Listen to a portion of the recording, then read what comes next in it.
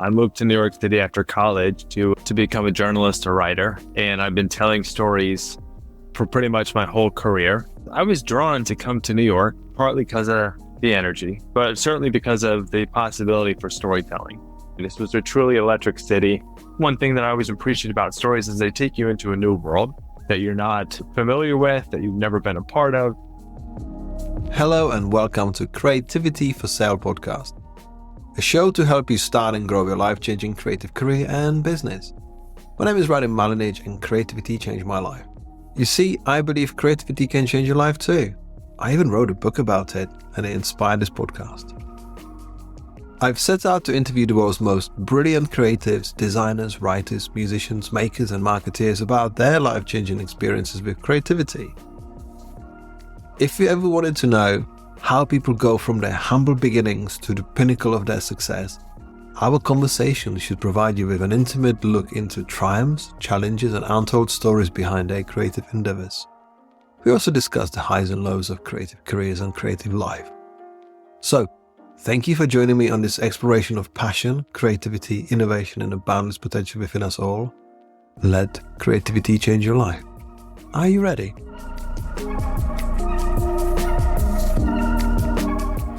From the heartland of Iowa to the bustling streets of New York, my guest today has been on a storytelling journey to capture the essence of the creative spirit.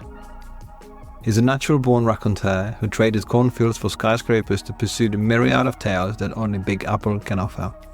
As the founder and editor of The Creative Factor, he delves deeper into the lives of creative professionals, exploring how they build their careers, refine their crafts, and leave their mark on culture. It's my pleasure to introduce McCue.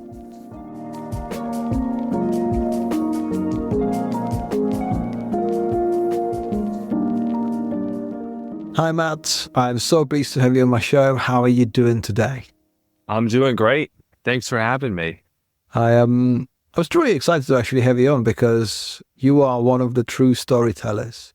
I used to actually get quite intimidated as a designer and illustrator to be bombarded with the messages in printed media and online saying like a designer needs to be a storyteller.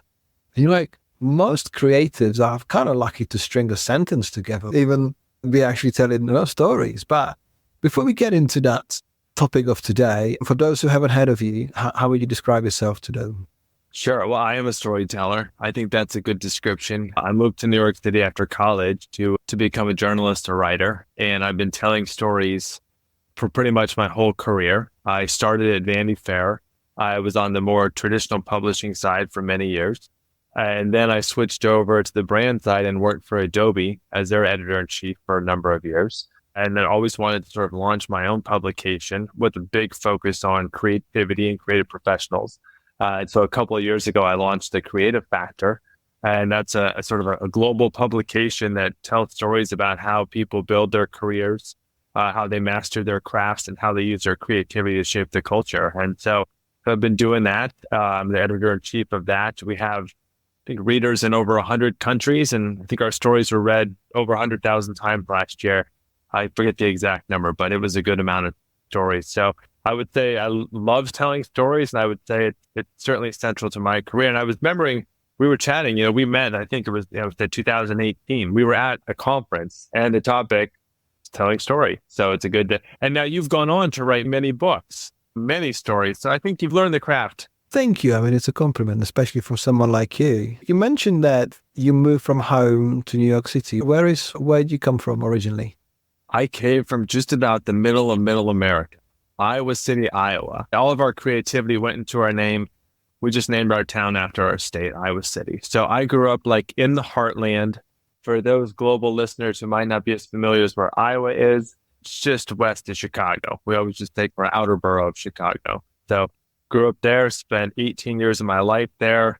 I went to school out west in Colorado and then took a major sort of U-turn, or I should say detour to come to New York. I'd never been to New York before, except for one time. I came here after high school graduation, and my parents were celebrating an anniversary and my grandparents were celebrating an anniversary, and the city felt so overwhelming. But I just remember we went out one night for dinner. It was really late. It was after a show.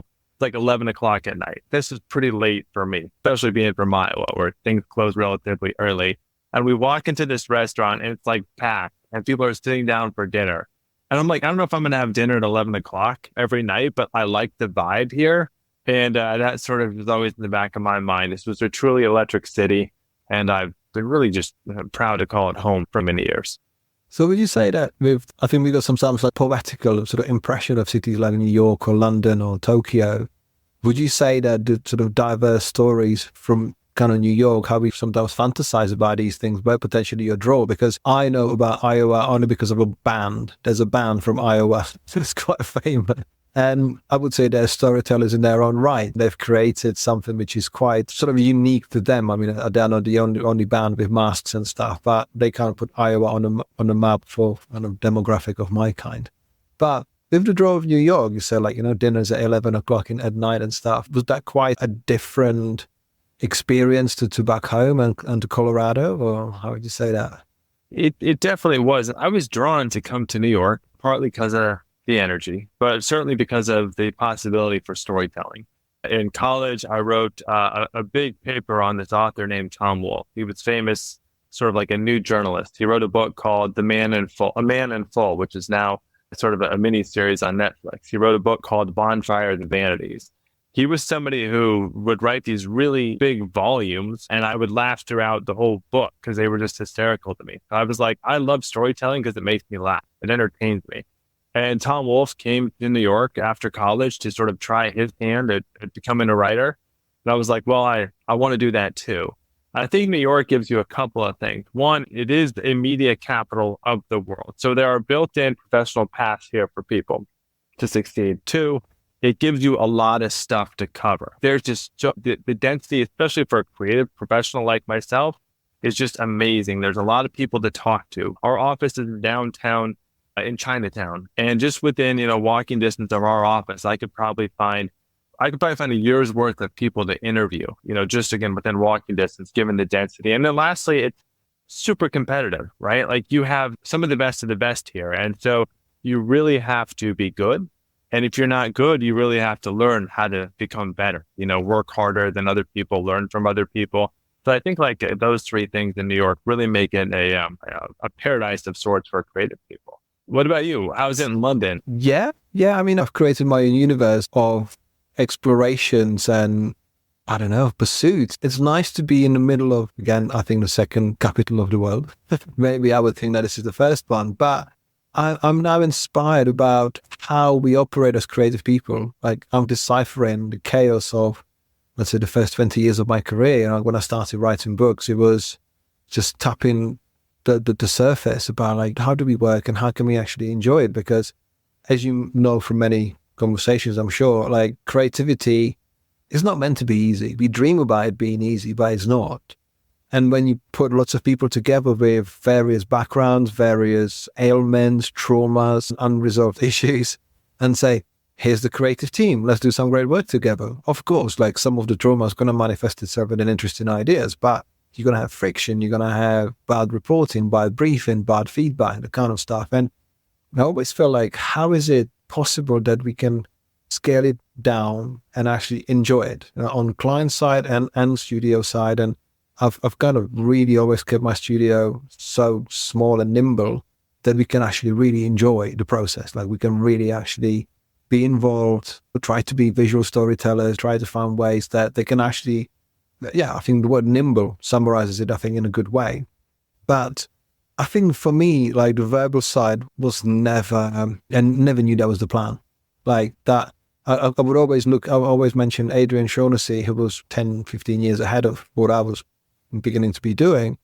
I was like, how does a designer go from designing or creating every day to be writing? It was like, I was imagining like I was like a 3-year-old with biggest bowl of ice cream going, this is the thing I'm going to eat for the rest of my life. This is the best thing in the world. And then realize, actually, I'm going to eat something completely different. Like that switch was never really comprehensible to me. Like I never thought I would actually make the switch.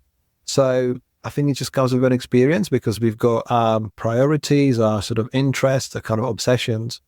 And my obsession was because I was in a band. I always wanted to speak second language, which is English. I That's the reason why I moved to England, first and foremost, because I wanted to speak English every day. And 24 years ago, I was a different story. Now we can speak English anywhere in the world because there's more demand for it. But yeah, I kind of found my ways of actually translating the observations and the intrigue in my head to actually put in a written form. And the books that you remember from the beginning, the highly visual books are now very much just text-heavy books, with just the sporadic illustrations.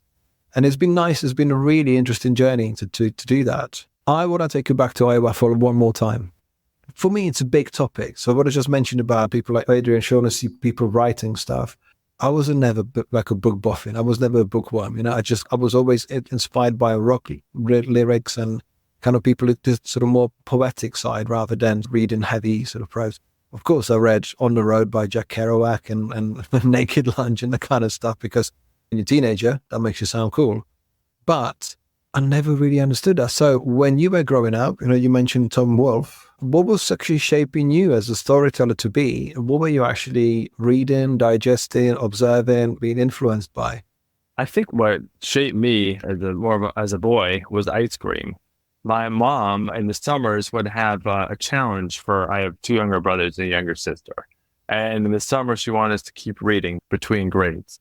And so there was always a challenge of sorts where if we read X amount of books, 4 books or 6 books in a month, she would take us all to Dairy Queen at the end of the month. And you could basically get whatever you wanted. In the US, we have these blizzards. It's basically like a milkshake with more candy in it. So like a supercharged milkshake. And that really spoke to me. As a young boy, I was like, I love ice cream. This is amazing. Sure, I have to read a few books to get there. And sort of what I realized on the way to that ice cream was that I enjoyed stories. As a young guy, there was a really great writer named Gary Paulson, and he would often write books about like outdoor scenes, particularly adventure scenes. There was one book called Hatchet. I think I read it when I was somewhere between 10 and 13 years old, where it's a story of a boy who he's in an airplane flying over Alaska. The plane goes down in like a pond or something in a lake. And now he's stranded in the middle of Alaska by himself with just his hatchet. And he's got to like survive. And that was like crazy. It was like, this can't be real, but it's just like a wonderful exploration. So like, I just would get on like a Gary Paulson kick and start reading a bunch of his books. And like, you just kind of go down the rabbit hole. I think one thing that I always appreciate about stories is they take you into a new world that you're not familiar with, that you've never been a part of. I mean, I lived a pretty traditional upbringing, and to read about a boy who's surviving in the wilderness with just his hatchet was like a very cool thing to learn about. And even if that never, inspired me to make that trip to Alaska, it was like, well, I want to read the next Gary Paulson book, and then I want to read the next thing and the next thing. I think I've always had an enjoyment of reading. I think when we first met, one of the things I was trying to do around stories, especially with creative professionals, especially with more visually driven creative professionals, was to help them tell their own stories. When I was at Adobe, I was talking to a lot of designers, and they produced great work. They were interesting people. And when they would start to tell me about their work, they would go straight to the work or straight to the output. And like, they didn't really unpack what they did, how they made what they made. They didn't tell me about who they were. And I think that was one of the interesting things when we first met. Like, I not only got a great sense of your work, but I got a great sense of who you are. You're very curious. You're a good conversationalist. You have depth in a background first worth bringing into a conversation about your work.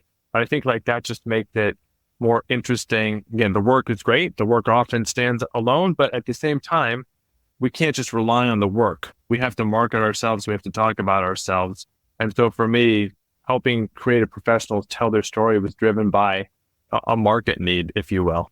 I think you got it nail on the head with the creators, because I was very much one of those you just described. I very much tunnel vision into the process, and the process was very much 50-50 in its outcome to be successful or not successful. And I remember once actually at a conference in Montreal, I met someone who was talking about like how they talk to their branding clients, like how they really get to know them and find like a lot more about them and stuff. And I'm like, I've been in the creative industry for about 10 years and I have never really been asking these questions. It was more like, I hope like a tombola, spin it, like pull it out, like, do you like this? Do you like that? Like it was very much a lucky draw, beauty parade kind of thing. And it was only when I really sort of switched the process and started more into actually having more of a hold of my process myself, being able to speak to direct clients, because my background isn't working as an illustrator in advertising. And you don't get to speak to clients. Usually you are just a monkey, literally like illustration monkey. Like, this is what you do. This is what you do. And if you're lucky, you might meet someone or whatever like that. Just, you might get some feedback. And it's very secluded. I think that's one of the reasons why I'm on a mission to feel like we can empower our generation and the future generations, and actually knowing that the more we talk, the more we exchange information, the better and more beautiful stuff it is. Because what I found through that process, that I was trying to fix everything outside my door, everything that was coming through to me, only to find out that I needed to fix myself first, because I was the main conduit. And I wasn't always sure why you would want to find a battle. Why would you want to just not necessarily give in to compromise, which is, once you realize that you're actually comfortable in your own skin, that life is not ending, that because you just made a mistake or didn't say something right, it frees you up.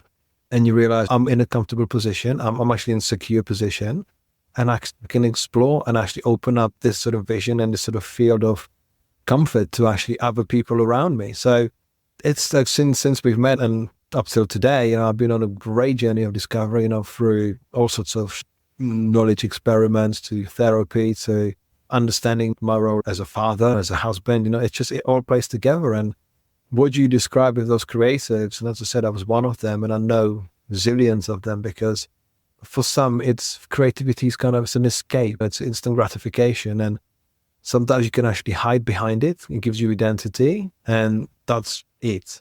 But hopefully, like for those that you describe, hopefully that's from mid-stage, because I realized that I'm visually less and less creative than I've ever been, yet I feel most enriched creatively, because I have better and bigger conversations. We create work that flows better, everyone's happier, and everyone's more involved. And that's just a kind of really small cognitive shift and small verbal shift to actually make all of this really work really well. And I think what you now do with the creative factor must be quite sometimes interesting to see people who are not always used to speaking, like you get natural talkers and you get those who are not, And here's why I think you're good. I think there are a couple of things that I think tie back to the larger idea of storytelling. And I think there are things that you do really well. I boil them down to what I call like the 3 C's. One, for a good story, you need a character. You need a good, compelling character. They don't have to be perfect. A good character doesn't always mean that you're an executive at a big company or that you're the founder of an agency. Like, you need to be somebody interesting, and you need to be able to have an experience that you want to talk about, and you need to be able to have some sort of insights about that experience that you're willing to share freely. And so I think like that's why you make the stories you write often have your own perspective in them, right? You're a character in the story. You've lived it, you've done it, you've got some perspective, and like that's a really good starting point for telling your story. The second one is conflict. Like, every good story needs conflict. And this is one of the biggest that I get pitched stories all the time. I get pitched people with really great experience, people who have big fancy titles of big companies all the time. And often, if there's one thing missing from a story, it's conflict, right? Like, they're a big, impressive person. They have something that they want to say, but they need to kind of get into that middle part of it, which is like, what's the challenge out there that I'm talking about? What's the tension point that I'm addressing? And I'm going to talk about and unpack. You, for example, creativity for sale, right? There's a big challenge and tension around how creative people make money. It's not discussed widely. When people do, it can often be a very surface conversation. And you jumped into a topic like that and said, okay, I'm going to unpack this, and I'm going to talk about this, and I'm going to be candid about this, because it's really important for, again, creative professionals to understand how they make money from what they do. And then the third C is conclusion, right? Okay, I'm a compelling character. I have experience and perspective. I'm going to talk about this topic. I'm going to help navigate the conflict and the tension, but I'm also going to bring you to some type of ending, right? There's a conclusion. There's a takeaway. There's a valuable insight that the reader can draw from a book, from a presentation, etc., that is really central to bringing the story home. If somebody they're a very impressive person, they get up and talk about themselves, and they don't leave the reader or the audience with anything to take away, they've failed as a storyteller. So I would say like the 3 C's are just a good working formula that somebody can think about. Who's the character? What's the conflict that they're going to dig into? How are they going to unpack it? And how are they going to leave the reader, the viewer, with some type of conclusion around a learning and insight, et cetera, that can be drawn from the material? Again, I think you do all 3 of those really well, if certainly in your book and otherwise. Well, that's very kind of you. Thank you. I wasn't expecting you to be talking about my stuff. I think there is a sort of way in to write stories. And as you said, like it's written from my sort of point of view, from my perspective and from my experience. And I've mentioned it a few times, maybe on the portal and in my talks, that I had a massive meltdown about these 2 books because I've decided to write 2 books at the same time within about 9 months. And kind of I was pushing them slowly, like, am I going to do them or whatever? Like sometimes there was a deadline because a child was being born. So, okay, we have to get a book out because it's chaos when they get born. And then it's a good drive to actually get it done. Whereas with these 2 books, I wanted something which is a talking point on its own. Like, I don't know anyone who's published 2 books, especially in our sort of field in creativity or design or in my PO contemporary. So, but I wanted something, and I wanted to start a toolkit for the 21st century creative. I wanted to do this because the things that I was just describing just earlier is that there's so many things we can tweak collectively, like we can actually, as you talk about the conflict, we can actually work on a basis that we celebrate conflict, because creativity in its way is a beautiful conflict. It's a beautiful exchange. Something has to give, it has to be compromised. But we try to steer away from it because, as you say, like someone, you got a big character, they talk about themselves.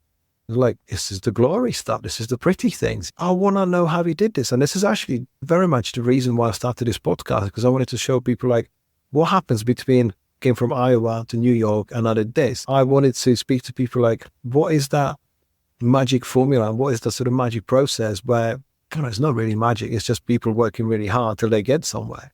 So I wanted to shed light on this because we don't get to see much very often. As you say, people, let's go straight to the work. Let me show you what we did. And we clicked all the buttons and we used all the colors.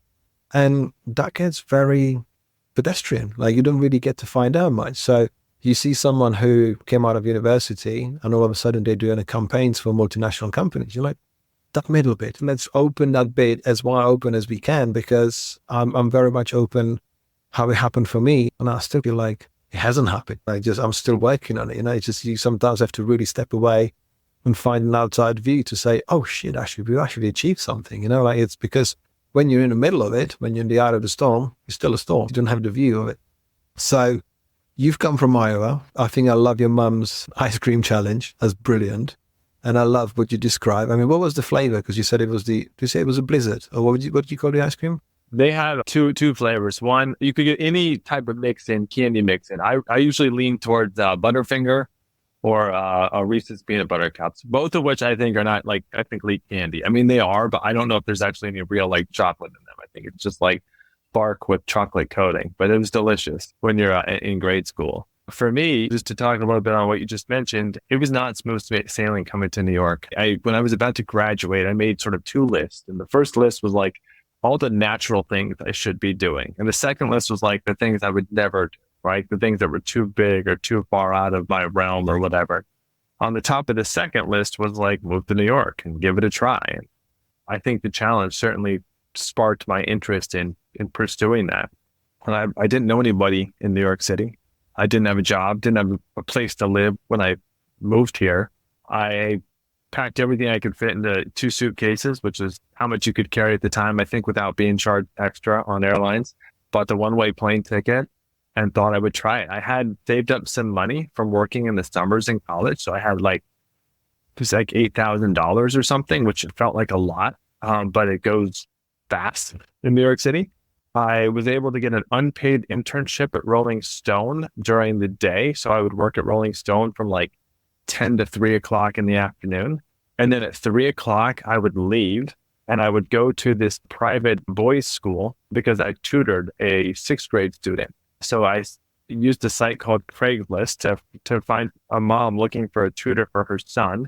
And 4 days a week, I would go to take him to his apartment and I would tutor him, and I would make just enough money from tutoring to like keep me from bleeding all of my money in the first month. So that was fine. I learned there's a real art to tutoring. You want to help your student advance, but not so much so that you're out of work. You want to help them become like a solid B- student rather than like an A+ student. Otherwise, they don't need you anymore. So I was able to do that for a while. And then one day, the mom of the boy came home and she was like, "Oh, I was talking to my neighbor in the elevator and she's looking for an assistant." And I said, "Oh," she says, "She works in publishing." And I said, "Where does she work?" And she's like, "She worked at Vanity Fair." And it was one of those real life moments where you knew if you put yourself in sort of a certain area, there was a higher chance of you getting something like this, particularly through a non-traditional opening. And I think most of the jobs I've gotten in life have come through not like the front door, but through these non-traditional connections that have been made for one reason or another. And 2 days later, I was in this associate publisher's office doing an interview. And I think I failed just about every question around like the business stuff, but I had like a pretty compelling, goes back to story. I had a pretty compelling story. I'm here because I want to make it as a writer and editor in New York, and I'm determined to do it. And I've already come this far, and I bought the one-way plane ticket, and I'm just getting started. And I'd love to like be on your team and work 27 hours a day to help you build out this business, and got the job. So that's the part that people gloss over, like the nitty gritty hard stuff. To your point, writing these books, right? It just doesn't, you just don't have this idea and then it just comes. Doing two at a time sounds terrible, to be honest with you, just how hard it is. But like, yeah, there's that nitty gritty in the middle that's worth talking about, because that's like where we learn our lessons. Like that's where this stuff is real. I love this story. I love the story, how it all joined up. And by the way, incredible strategy. I mean, being sort of so shrewd about don't tutor them too well so they don't need you anymore. But I know what you mean. I mean, in Creativity for Sale, I talk about meaningful connections. And this is one of them. I believe in striking chord with people and actually finding like what makes them exciting, what makes them interesting, like just to have a conversation. Because I used to be painfully shy as a teenager. I was a DJ, luckily thanks to alcohol, I could actually do stuff. But when you give me a chance to actually speak and be comfortable, like everything flows and everything, I want to know stuff. Like why? Because you only get one chance sometimes to meet someone, and sometimes you even made no impression the first time around. And I love that you said I felt every question about business, but your story about what your determination, that's how you find the ways to see around the corners. That's why you find an opening, around a corner or from the back door. And I think it sometimes is quite undervalued, but this is something you can't teach. If you really want something, then you go after it. And sometimes it's okay to take time not knowing where you need to go, because sometimes being lost gives you time to think. And I think we hyper polish the impression that you need to be someone today, or everyone is someone today, even though you don't really know what happens behind the scenes or what really is actually going on with that person. So I love that connection ended up being the one that got you started, and it sounds like a proper, already a really interesting story that should go in somewhere, which is super exciting. So with Vanity Fair, what did you do first? I mean, obviously you got your job and you start, and obviously you're willing to work, you're keen, which is the best way to make a progress in your career. So what did they get you started on? I spent a lot of time that first year packing boxes, to be honest with you. Every sort of stereotypical entry-level publishing job that somebody might think about, I was doing that. But this was like almost, we had email, but it was really pre-internet. There was a lot of copying. There was doing mail. But I just remember a lot of packing boxes. I worked on the promotions and marketing side. So we put on a lot of events. So there was sending stuff to events. I was somehow usually the guy standing outside of an event with a clipboard. It's so funny. You're 23 years old. You have absolutely no power in your job. And then they say, okay, well, tonight at the event, you're going to be the person at the door. And now all of a sudden you have all this power. But you're saying, okay, you can come in or you can't come in. Or sometimes, you just let somebody in because like they just look so sad. They're like, sure, just come on in, whatever. So like it was the grunt work. It was the grunt work that nobody likes to do. But I think, the grunt work that my grandparents would say just builds character. I think for me, one interesting lesson I had, so Vanity Fair is part of Condé Nast, and I was on the business side, and I tried desperately to get over to the editorial side. I wanted to be at the magazine. Again, I wanted to be a writer and an editor and storyteller, but I could never break through. And I think you talk about like sometimes the lessons will come not so much with our successes, but with the things that we don't achieve. And for me, after trying to break through and try to get like that editorial assistant job on the other side of the magazine for so long and realizing it's just not going to happen for one reason or another, I struck out on my own. I said, okay, well, I can write. I think I can do this. I'm going to try to be freelance. I'd also been writing a book, like on nights and weekends. I'd get up really early in the morning and I'd stay up late at night, and I self-published a book when I was 26 years old. So I did have something that I could put out in the world. And this takes us back to the idea of story. I was 26 years old. I'd written quasi-memoir, I guess, because, at 26, you've accomplished so much in life. You need to tell your life story. But I hope that there was it was a coming of age story, and it really revolved around two incredible leaders that I experienced in my life, and both were long distance running coaches. One was a high school coach, one was a college coach. And this was a book about learning life lessons from both of them. It was a book about being a young kid who thought he had everything in life figured out, leaving home, going off on the journey to slay the dragon, going through some ups and downs along the way, and then realizing that those mentors that you never listened to when you were younger and thought you knew everything actually had a lot more wisdom than you ever gave them credit for. So I wrote that book, and I thought, okay, I can sell this thing. And I don't know if this is something you experienced, but early on, I realized that's not going to be easy. It's probably going to be me sitting in my apartment selling like a copy to my grandmother and one to my mother, and like, that's it.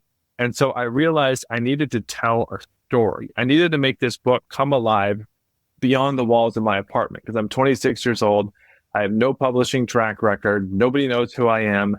And so I came up with the idea of giving a 25 or so minute talk about the book. Not so much about the specifics of the book, but about the bigger life lessons of chasing your dream, perseverance, going through the challenges of certain things. And I did that. And I started basically coming up with this talk. And I would call up high school cross-country coaches, and I would call up elementary school teachers. I would say, I'm going to be in your town. Would you like me to speak with your team? I give this presentation on chasing dreams and perseverance and life lessons, and no charge to have me do this, but I just asked that you buy a couple of books.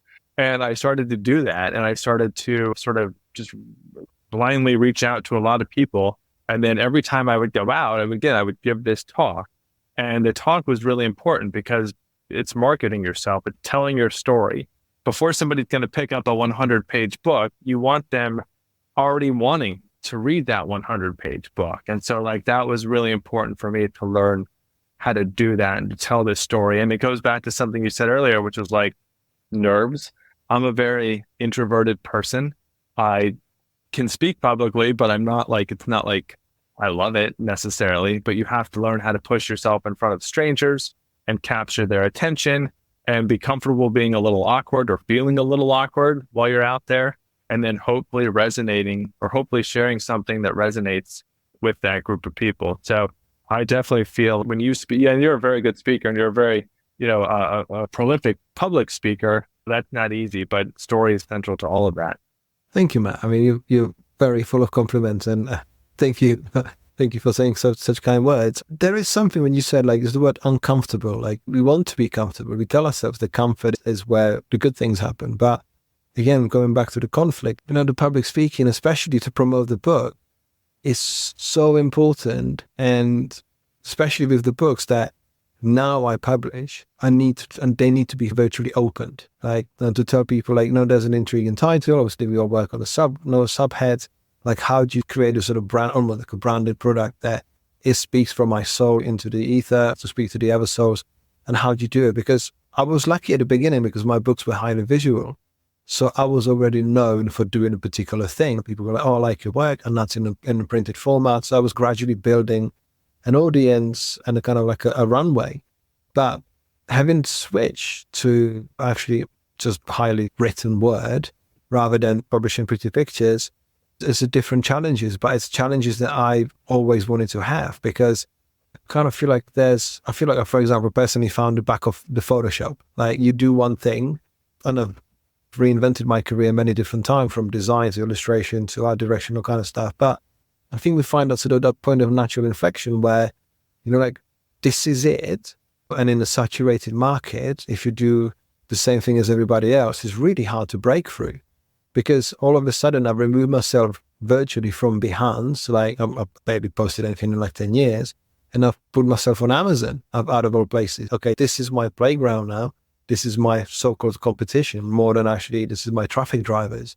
And how do we find our space here? Because I kind of hate crowded spaces. There's the mass portfolio websites, from Dribble to Behance to others. There's a lot of people doing the same thing, and most of them are pretty much creating what I call in Mindful Creative as a creative porn. Like, you go on mass portfolio websites and you see people being handsome, you never have big enough clients as them, as beautiful, whatever. I'm trying to make a trophy wife joke, but it could be disheartening. Oh shit, I am here whenever in the world, and you can find yourself thinking, I can't do this as just good enough as others. It's just quite hard. And of course, if you're driven and you want to learn and be better at what you do, you take it as a benchmark and you go. Or you can feel like, is this for me? I'm not good enough as this, And for me, it's always what I've recently discovered is just that we grow into patience, because obviously you've got all the trademarks of a driven and a clever person who's worked on their own trajectory. How do you create that career that you wanted? Because you've enjoyed Gary Paulson's stories in a way that they've created this world for you, this universe. And I felt that visual side is beautiful. Like, we can do things, but I found myself quite good sort of putting things together. I was quite a design Lego maker. I like collaging, using other elements. And I find that with language now, you take a piece of stuff that you hear something and it evokes your senses. You're like, I haven't thought about this, because some of these things that we write and we talk about are almost so surface level, that this idea is so obvious, but we don't have enough time and headspace to think about it, and these little things that sort of pierce our sort of beings, like, think about this for a minute. Oh, that's changed whole perception. It could be just a slight shift. And I love that verbally you can tell something to someone and it can change their way of thinking, rather than, look, I spent 20 hours in Photoshop. What do you think? I'm like, nah, whatever. So I kind of celebrate that, because, as you said, like, writing your first book and coming of age story and talking to running coaches, there is this element of patience and endurance in our creativity that goes so much together, that I feel like are so often overlooked in our being. Because are you still a daily runner? Yeah. Yeah. I admire that. Last time I saw you, I was very much jet lagged, and you were like, I just run down a Queen Street. I'm like, okay, I couldn't do that. But so tell me about these talks and the running coaches, especially how the running and the storytelling. Now, there's always a story, like to run a marathon or to run wherever, there's almost like many acts within an act. How did running and the ice cream come together? I think there's an element here between long distance running and storytelling. Goes back to some of the key characteristics of what can help make you good at that stuff. There's endurance, resilience, work ethic, things like that. I think are a common theme. I was not a gifted long distance runner. I remember I only became a long distance runner because on the first day of junior high track and field practice, when we had to run a 400-meter time trial, I got smoked and I finished far in last place. And the coach said, well, we have no room for you in the sprints, but nobody wants to run the mile. So why don't you go run the mile? And I thought, oh God, that sounds terrible. What's worse than 1 lap of pain? 4 laps of pain. And it just sounded really bad. And okay, fine, I'll do it. And then, there's something in my being to say, okay, I'm not the most talented guy out here, but one benefit of long distance running is, like, it's a sport where talent matters. It still matters, but it matters a little less than like basketball. If you're not tall in basketball, you're sort of not in the game. A long distance running, you can outwork a lot of people. So for me, that sort of was the defining characteristic of becoming a good long distance runner, willing to run during very cold winters, willing to get up in darkness and run, and always willing to start, even if the championship race isn't 4 or 5 months away, I'm still going to work now. And I think there's a lot of translatable characteristics that go into writing a book or writing in general, right? You start with a blank page and you often have to put in a lot of work before the material starts to become something and before that material then becomes a book. You have to have endurance. You have to sort of do it every day to be better at it. And that's why I'm going to embrace AI as much as I can. But like, there's a resilience and an endurance component to the craft of creativity that I think is really not being discussed in all of these conversations around AI. And I think, again, that hard work mentality of just building something, doing the stuff that's uncomfortable, that people don't want to do, but sort of just committing to that and losing a few times, but still getting back up and doing it again, that translates with both of them. It's certainly core to somebody who wants to become a good long distance runner. And I think it's really important for somebody who wants to become a good storyteller, because you will not be good your first day or your first week or even your first year, but you do it for years and years, and ultimately it will become second nature. So I think like that's a connection point for me between the two, is just sort of these defining characteristics. I think in the point of creativity, and what you described just with running, it's just, you don't always have good days. And I like using the story from Alexi Papai, who was speaking to Rich Roll. She's an Olympic athlete, filmmaker, film director. And she said, there's a rule of the third. You feel crappy some of the time, you feel okay some of the time, or third of the time, and then you feel great, or not good, a third of the time.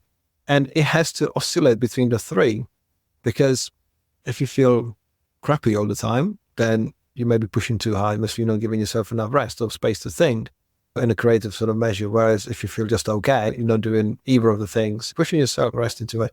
And if it feels all very too good, maybe there's something quite amiss, because we need to feel all three things. And when it comes to creative endurance, when it comes to learning how to be a long distance runner, or I'm working on being a long distance cyclist, you have magnificent days, and you get days that everything on paper looks amazing. Like great weather, legs feel good, everything's good, nutrition's dialed in, and it just doesn't happen. And it often brings me to the conversation I have with my wife, which was on the back of Louis C.K.'s, everything's amazing, yet nobody's happy. And we talked about it, and my wife's always had horses, and we got quite a lot of them now for our kids as well.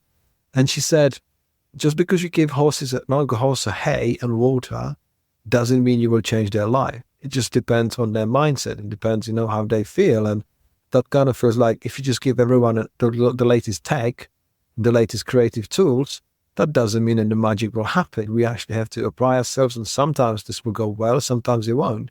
And I think it's that realization that it's a journey. It's that story that's fragmented into so many parts and acts and peaks and troughs, like ebbs and flows. Like that's how our creativity works. But we are like to be very much in denial of it. Like we just feel that every day is the track race. Every day is like, okay, I'm running my 100 meters. I am of the persuasion that we can always go and aim to run that 100 meters like Usain Bolt, but it's more about being ready to run it blindfolded in the middle of the night. From creative endurance and from creative condition, like we tell ourselves, especially you hear that sort of mainstream sort of opinions online where people say, well, I'm creative between 9 o'clock and 2 o'clock in the morning. Of course you are, because your phone's not ringing. Mom's not asking you what time you're going to be around for. Like, it's about the mindset. It's about creativity. People say, oh, I'm creative in the shower. It's a monotonous task. Obviously, you don't have to focus on operating something that is quite dangerous. So I think it's that bit where you put a runner on a starting line and they've been getting ready for that race. And I think that's how I feel with creativity and storytelling and a visual word. We are working towards the starting line so we can actually give ourselves the best and optimal conditions. And I want to say, best possible chance to actually succeed. And that, I think, is very much misunderstood and omitted from lots of people's processes. Yeah, if I can tell you one quick story. So this time of year, there's a lot of students graduating, and I find that I get sent a number of people, young, I shouldn't call them kids, but they're 21, 22 years old. They're looking for their first job, and they are sent our way, and I talk with them. They're all nice, and they're all bright-eyed, and they want to go out and get their first job, understandably. And they show me their portfolio, and looking across all of these pieces, they look like, what a 21, 22-year-old would produce. That's nothing bad against what they produce. It just kind of all looks the same. It all kind of reads the same. They haven't figured out how to be great yet, and they certainly haven't figured out their style. And that's okay. That will all come. So it's really hard to evaluate those people based on what they produce at that age. So for me, if I can't hire them or we just don't have that ability, I say, well, just keep in touch with me. I want to be able to recommend you. If there's something that comes up, I'm happy to give a referral to somebody that I know who might be looking for what you're doing. But I ask you to do this in return. Keep in touch with me. So every month, I want you to send me an email and I want you to show me some of the things that you've been working on that month. I want you to tell me some of the things that you've seen out and about in New York City. It's usually New York. Like, help me have a sense that you're interacting and engaging with the world. So you can tell me what's going on. And then share a few great pieces that you read this month. Give me something of value. What's a great story that I might have missed, but you think is good, or something that I should definitely check in on? And I do that for two reasons. One, to stay connected. And I feel like it's a relatively light lift to see if they'll even do it. And then to see if they'll do it month after month. And pretty much nobody does it month after month. And what I'm really evaluating there is a little less of the skill set, because like I said, it's not something I would evaluate at that age. It's, do you have endurance? Do you have perseverance? Are you going to show up month in and month out? I'm asking for a relatively low lift email that will probably take you 10 minutes or less. And I just want to see if you're going to do it month after month. And if they do it, then I can say, okay, now I can trust you with some more work, or I can have you come in and start working on something that we're doing, or I have a lot of pieces that maybe I need done. And now I feel like you're ready to take on that task. So it goes back again to never overlook the raw characteristics of just all the things that contribute to success: hard work, perseverance, showing up, being on somebody's radar, doing the uncomfortable things of like telling your story, putting yourself out there. And like that does make a difference somehow, somewhere. Sorry, maybe I just sound like an old man making the kids do the extra work. No. I mean, look, I'm in a similar boat because I always hide those people who never went away. When they say, hey, I'm still here, I still want to do it. That's so refreshing, even though they were not the best from the pack, because they really wanted it. And then, you see some people that land in your inbox like, hey, have you got a job? Have you got a job? Have you got a job? And then you see them launching their own studios and doing really well. And you're like, yeah, you're always going to do well because you actually believe in what you are. It's a tricky thing to say, you believe in something. Like, you were actually obsessive enough about what you were doing and excited about that they can lead you to something, then you can validate it, because you said that they're not great yet. And I've got this thing I'm mulling over in my head for my new book, is that no one's waiting for your greatness. Like, whatever you decide to do, no one gives a shit. You have to give a shit. Like, you have to be thinking, how good can I be? And again, this is the title of a book that I'm grinding to death on this podcast, but it was by Paul Arden. And it said, it's not how good you are, it's how good you want to be. For me, I read that, job done. Like, literally, like, I want it to be the best possible way of me, what I can be. Kind of go after the information, actually open the lids and smell things and go like, well, how can I see around the corner? What can I do? Because I've got the immigrant mindset. I live in a second home, and there is something about that mindset that you push yourself harder, because you have to rebuild your social circles and you have to make new contacts, meaningful connections, and find your way how to build security. And I was an average DJ, I was an average musician, I was an average everything before that, and I was an average in-house designer. But I realized, look, I can actually change the world around me in a certain way, and I can be passionate about certain things. So I was very thankful about discovering literally just those few words, thinking, I know I'm not going to be the most amazing designer or no writer or whatever, but I know that I'm going to give it a good go. And that's influencing the topic of my new book, which is No Risk, No Story. The word risk is, I think, like the misunderstood. It's not necessarily a risk. It's like no opportunity, no story, no intrigue, no curiosity, no story. Because what we get between nothing happening and something happening is just like a step forward, or just a phone call, or someone saying, actually, I'm going to write maths, an email every month, and actually prove that's what I want to do, because that's how they define to themselves how to be great. Like, how can I actually stand out from others? Because at that age, and being a written word or of student work, like design students, their work is pretty much all the same. Like, you who latched on a certain style, a certain thing, a certain trend, and that's what they do in a kind of, student way. And you're thinking, like, it can feel so painful to stand out from the crowd and actually say, you know what, I feel something that there's an expression in me. I want to do that. And I might not be instantly accepted. How long is it going to take for me to work? Because what you've been describing, especially with with the youngsters, is that we are living in a hyper-focused world on being something, on delivering things. So you and I accepted that there's an internship, that there's a badly paid job, and there's packing boxes, because that's the journey. We didn't have a daily Disneyland in our pockets going, I work for Twitter, I got free coffee, I got free lunch, I got this, I got that. And I'm like, that didn't exist. You saw some of your friends in a pub or somewhere at a social gathering, like, how is it going? Whatever. You're like, everyone felt a bit on par, whereas we've got these outliers, or so supposing outliers, that sometimes, is this even real? Like, because to us, it doesn't look like work. Like what was working all editorial houses was stacks of papers and then chaos, and you were kind of lucky that anything went out of the door.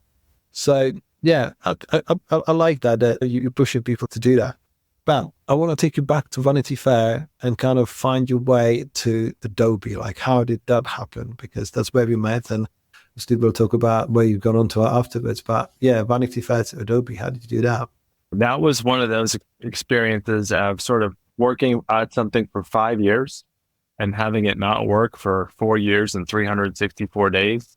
And then that one day, things just open up. And it feels like an overnight thing, but it really was probably many years before that. I was able to spin up a freelance writing career, and a pretty good one. I was writing for New York Magazine and Fortune and Fast Company and GQ and a lot of other places, ESPN. And my editor at Fortune is a guy named Andrew Nuska. And I was always looking for a full-time job at one of these places that I was writing for. And again, it just it wasn't transpiring how I wanted it to. And after going out and just doing the freelance thing for 5 years, producing, doing good work for people, including for Andrew, and telling him, and also being vocal, hey, I'm looking for a full-time thing now. I'd like to go in-house. I'd like to just commit to one spot. But again, it's one of those sort of what felt like a chance encounter, but maybe there's more to it. Is one day he said, hey, a friend of mine, a guy I know is the editor at Adobe. He's looking to hire for this new role. Would you be interested? And I was like, yeah, that sounds great. I was like, I don't even know what the role is, but sure, it sounds great. And one of those stories where, again, you work for so long, and when it goes right, you almost can't believe it. I think 2 days later, I was doing the interview, and then the day after that, they hired me. So I think they were really desperate. At that point, they were super desperate. But it was a very appealing job because it really was covering the world of creativity with a special focus on how creative professionals are building their careers. And that appealed to me. Like, how do you get to where you are in your career? It goes back to a theme of this conversation, not just where you started and not just where you landed, but tell me about the ups and downs along the way, the unexpected moves that you made, the thing that you tried 3 times and it didn't work. And then you tried the 4th time and finally it fell in your favor. And that sounded like a really cool thing to cover. You could cover politics, you could cover business, or you could cover creativity. And that was a bit of a dream job for me. That editor left less than a year later, so I became the editor-in-chief. And we had publication that reached well over 1 million people a month.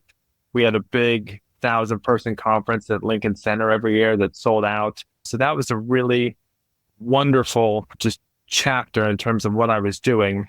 I think it also, for me, inspired what I'm doing now, which is that we were just covering creative careers. But I always thought there was a little bit more to talk about than just careers. Careers are really important. But talking about the craft and really getting into the craft and how people make what they make, I thought was also something that should be discussed. And then the third component was, well, how do people then use their creativity to shape the culture is also something that should be discussed, because career is an important note and craft is an important note, but really, how do you make the world a better place, if you will? How do you use your creative skills to positively impact your communities and the greater culture? And I thought a publication that kind of was in the center of those 3 things, well, I thought it would be compelling, but also selfishly, I thought it would be just fun for me. I wanted to do it because I thought that's the kind of stuff that I want to get up every morning and read. I want to learn about how people make what they make.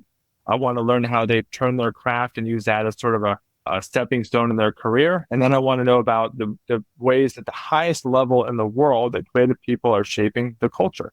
So for example, in a few days, I'm going down to Washington, D.C. this week, and I'm interviewing the White House creative director and her creative team, the associate White House creative director and the lead designer.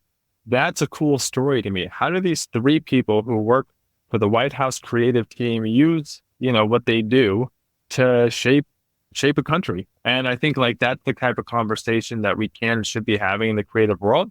We can talk about what we can do. We can talk about how we make what we make, but let's look around and see all the amazing things that people are doing with their creativity and start to shine a light on those as well. Because I think the creative world is always a little undervalued in terms of like, oh, the business is like a serious topic and other topics are serious topic. Politics is a serious topic, but like creativity is a serious topic as well.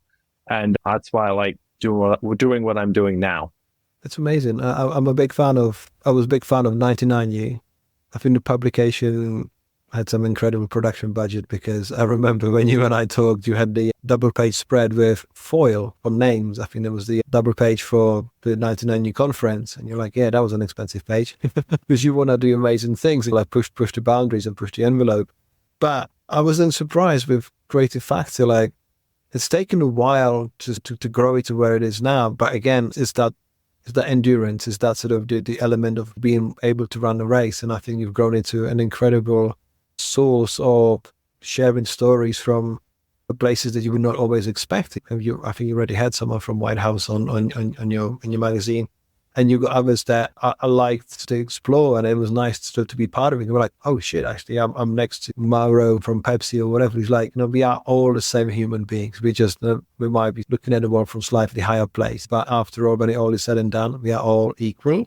And I absolutely loved it. But since you mentioned traveling to White House, you did story on Hallie, and that I remember it was maybe potentially Monday. I don't know when it came out, but I remember putting my kids to bed, and I just seen it come out on my email.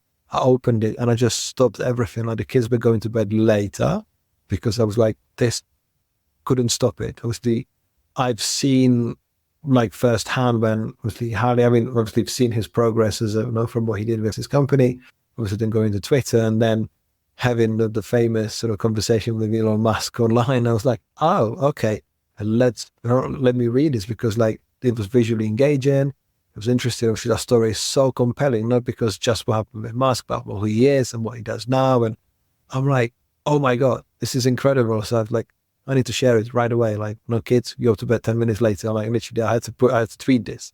So I think you mentioned somewhere the number of hours and the thing that it's taken to actually get to that story. So, you have to share it. You obviously have to tell us what you did to get that story, because it's incredible. So it's one of my favorite stories we've ever done. And it's just for context, Hallie Thorleifsson is a very prolific designer. He's from Iceland, born and raised in Iceland. And he started a company called Ueno around 2012, 2013. I have it right in the story. I just can't remember at the top of my head. And he built the company up into a really strong 100-person design studio. And they essentially work with like a who's who of tech companies, right? Like, they just work with their client list is like, it's amazingly long. And he was, again, very good at what he did. And at some point he sold it to Twitter. And this was pre-Elon Musk. And as we all know how that kind of story goes, one thing happens after another. And pretty soon Hallie is, he's leaving Twitter after a very public dispute with Elon Musk, calling him very offensive things that you wouldn't call anybody, particularly somebody who worked for you. And then he goes on and sort of starts this next chapter in his career. So he's been a successful designer. He's been a successful entrepreneur. I think he was the second highest paying tax person, or second highest, he had the second highest taxes in the country of Iceland after he sold Ueno. So he did really well. And now he's entered into a new career chapter where he wants to make music. He's really good.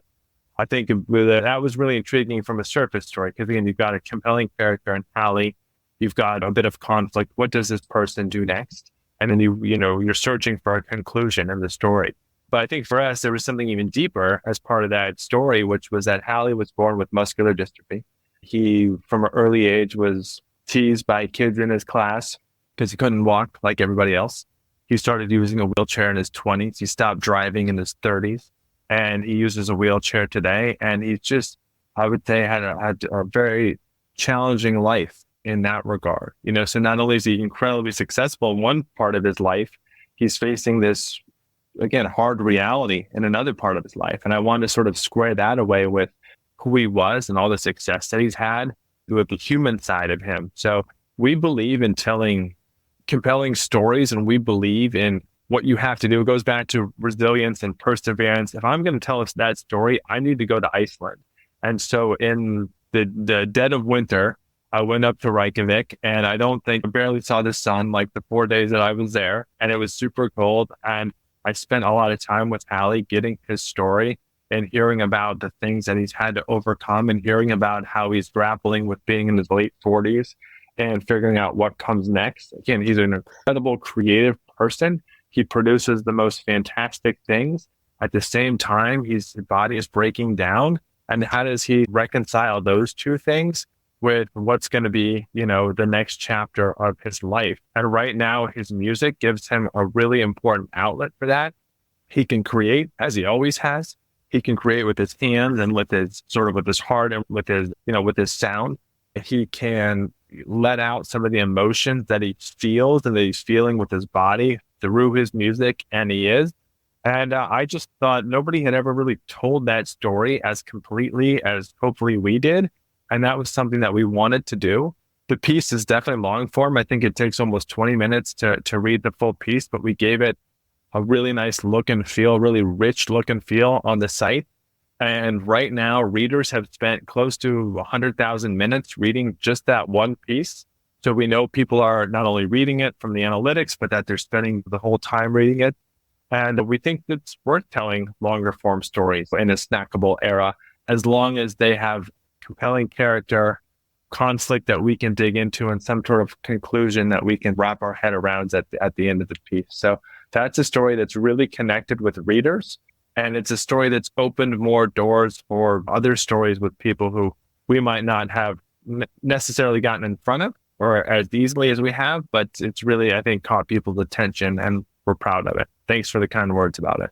I mean, it's a remarkable story. And as you just said, in a snackable era, the long form works, because I think you just aligned that Venn diagram incredibly. Like, obviously, you've got someone who is just unique in his own right. And I mean, you led me to find out more about him than I ever knew. Like, obviously, I knew surface level information, and I knew how UNO was really successful. But you've got a compelling story, obviously, like that. Obviously, Iceland makes it not even more interesting, because like you've got few. I mean, it's the best population of one of the cities in the UK. So it's not massive, and it's just so that it makes it stand out in a way of like how the adversity of life and that drive and that zest for life. Like, it's, as you said, his body's breaking down, and you got every component of the story. You've got a character conflict and some conclusion for now, like what he's doing now. But it's when you read that story, it makes you. I think I read something like he's running a restaurant and there's a co-working, like. He's the biggest co-work. He's a chairman of it's a nonprofit, but they basically just created this very big co-working space in downtown Reykjavik so that the creative professionals in Reykjavik can have an affordable place to work. He's also done this really incredible project across the whole country of Iceland called Ramp Up, where he had personal experience trying to get into a store one day. There wasn't a ramp to get into it, and him being in his wheelchair, he was stuck. And his 2 children and his wife were able to go in, but he had to just basically stay outside. And so he's a very determined guy. He decided he was going to lead an initiative across all of Iceland to build thousands of ramps to help people get into these places. And he's worked with the president of Iceland for this. Like, the president of Iceland was quoted in our story talking about all the good work that Hallie had done. I think it goes back to something that, you said earlier in the conversation: no risk, no story. In order for us to create a story that's compelling, that people really want to sink their teeth into, we have to take the risk. We have to be willing to go to a place that people don't talk about, people want to know more about, something that might be a little tricky to navigate. So going into that story, I have to ask him about things that might be uncomfortable. Obviously, we discussed it ahead of time. He knew what we were going to talk about. To his credit, nothing was off limits, and I have to be really sensitive as the storyteller about how I do this. But I also have to be willing to go and discuss the things that he hasn't publicly discussed, or the things that have been scratched on the surface, but we need to go deeper in what it's like to have to use a wheelchair from such a relatively young age. If we don't tell that part of the story, it doesn't have the depth to it, and therefore will not resonate with people. And so that's why sometimes when you feel like, why didn't that story connect with me? It's because a successful person just talked about all the good stuff and then they said bye versus talking about the hard stuff, the stuff that people really want to know about that makes for a good story. Probably not a good press release, but it makes for a good story. And if you're going to tell a good story, you have to be willing to go to those parts of it. I think you've set the benchmark really high. I mean, you found an incredible character doing incredible things. But you were talking about like mostly repeating the no risk, no story. I was rewatching one of Ken Robinson's talks on YouTube, and he said, if you're not prepared to be wrong, you won't come up with anything original. That's what I mean with the risk. Like the risk is just a vehicle for moving forward, because if you don't give it a try, if you don't just make that first step, you will never know what you can come up with. You know, and I think it's just that exciting stuff. Like, give it a go. Literally, just give it a go. Just it takes as sometimes as little as lacing up your shoes and get out there. And in my book, Mind for Creative, I talk about 3 superheroes, and there were people who used to run past my old house, and there were 3 people at various times of the day running there, and then within an hour they were running back. I didn't know their names. I don't think they knew who they were, and I never knew. But to me, it's the building of positive habits, you know, like how do you get to somewhere? Because you're not going to come up with the gold just because you're on the phone to someone or in that shower, you know, like it takes gradual process. Things make more crystallized. They take a better shape. And I think that's why I feel, as we talked about it today, and I've talked about it with Mike Schneid on this podcast, he's got a book called Creative Endurance, and he's another daily runner. It's just like, it takes time to make sense. You know, it takes time and not patience. And it's just like being content with not being happy and satisfied, which is you making just small progress.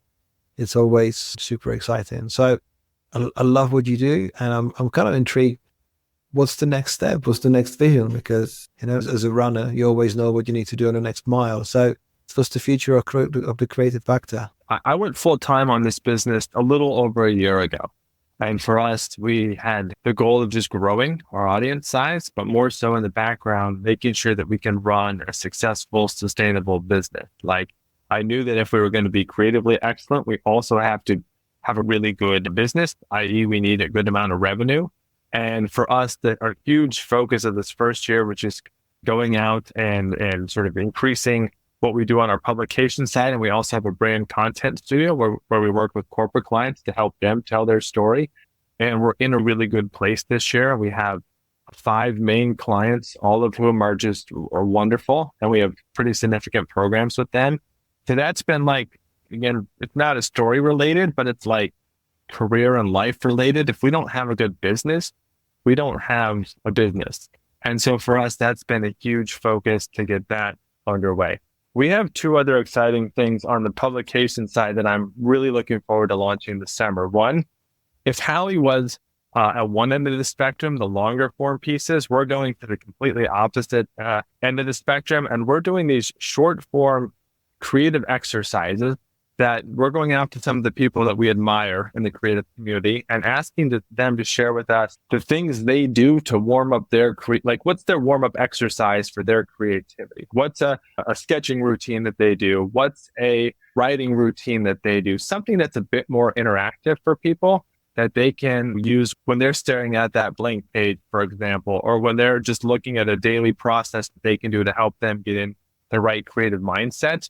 And we have a really interesting landscape architect here in New York City who's going to be one of our first people that we feature. And he does a really interesting group exercise with his team where they basically every other week, they sit down for 30 minutes and somebody gives them a prompt and they just sketch for 30 minutes. First, whatever they produce first is like the best thing that they have. And then they take all of those ideas, photocopy them and just keep them in a binder for future inspiration, which is pretty interesting. So we have that coming up next.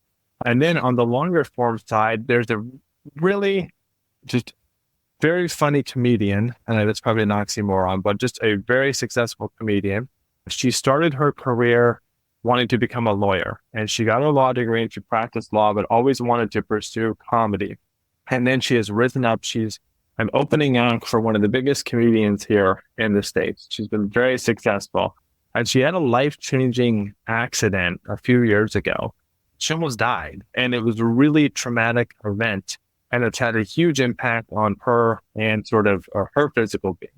And now she's finally getting back into, I wouldn't say life is as it was, but she's taking that turn back to where she was. And it's just a rich, complex story that she has sort of invited us in to be able to tell. And so I'm going to go hopefully write that story in a couple of weeks. As you can tell, we like life stories here. We love stories about creative exercises. We love stories about creative people. We also love stories just about life that have a creative theme or a creative person at the center of them. And I think like that's what we're going to see with this story about this comedian. How does somebody overcome some huge challenges in their life? And how do we tie it back to their pursuit of creativity, their practice of creativity, and the thing that gives them energy every day? I love it. Can't wait to read it. And I love what you're doing because, as you said, it's the life element is always, I mean, in my opinion, the most important and the most one that going to have the most universal appeal, because we tell ourselves how unique we are and how sometimes our struggles make us the only one in the world having that struggle. Whereas the more you talk to people, the more you realize we are exactly all the same. We break the same, we cry the same, we get excited by similar things, and I think that's what makes us collectively actually progress together as a human race and a society, because we share those stories. We make sense of things, and I think that's such a gift. And sometimes you don't have to sketch it. You just tell someone, you pass it on, and that kind of what makes us really, really excited about what potentially is coming next. So then in the fall, let's do one piece with you on like creativity and entrepreneurship. I feel like that's a topic that we all need to dig into a little bit more. Creative professionals should be great storytellers, but they should also be good entrepreneurs. It doesn't mean you necessarily have to run your own company, but you need to, again, creativity for sale. You need to understand how what you do makes money. And you need to be, I think, a pretty entrepreneurial thinker if you're going to be a successful creative professional. So let's table that. We'll revisit that in the fall. Thank you. And I've been working on this new book called No Risk, No Story. And it's, for part of it, it was a book about creative ideas. Like, how do you make creativity happen? Because in the series of the books, Creativity for Sale is like, okay, I've sorted myself as a person, been mindful creative. And now I've got these ideas. Am I going to make a product or service business? And with No Risk, No Story, for one stage I was thinking, if you need a side project to actually get your creative juices going, then you're in the wrong job. Like, you should be doing it, like in 2024, you should be doing this as your main job, or your main profession, your main business. And I've been having lots of conversation on this podcast, and sometimes people go like, oh, well, I'm doing my own thing and I've got insecurities and I'm not maybe financially as well off as I should have been or whatever. Like, you don't have to go to work to be working for somebody else, doing the things that somebody else tells you. Like, you're going for job security or for secure pay, that can disappear tomorrow. And obviously, like, the only risk that you do is not pursuing what you really want to be doing. So for me, like, No Risk, No Story came to me by just seeing a bag, and it was written on a bag in a boutique when I was with my son shopping for Christmas present for my wife and for my daughter. And I was like, this makes sense, because everything I've been doing almost, I wouldn't say unknowingly, but like, I'm going after the targets, after the goals. And then you realize, oh shoot, I've put a lot on the line to change everything that I do, just like yourself. Like you say, now we've gone full time. And I think it's just that mindset shift. Obviously, we can't have 7 billion businesses on the planet. Obviously, we need companies, we need people to do things together. But the magic happens when you break away and actually pursue something that's close to your soul. So yeah, I'm truly excited about what you do, and you're a great storyteller. And I think this is the beginning of, well, or maybe a mid phase of something absolutely fantastic. So thank you for sparing your time today. And yeah, we need to do sometimes part 2 in the future, because there's a lot more to unearth and to share. Thank you to you too as well. You're also a pretty great storyteller and very prolific author. So thanks for having me on. Thank you so much. Thank you for listening to this episode of Creativity for Sale podcast. The show was produced and presented by me, Radim Marnich. Editing and audio production was masterfully done by Neil Mackay from 7 Million Bikes Podcasts. Theme music was written and produced by Robert Summerfield. If you enjoyed this episode and would like to support the podcast, please subscribe and leave a rating or review. To get your own action plan on how to start and grow a life-changing creative business, you can get a copy of Creativity for Sale book via the links in show notes. as always, keep those creative fires burning, and until next time, I'm Radim Malinic, your guide through this exploration of passion, creativity, innovation, and the boundless potential within us all.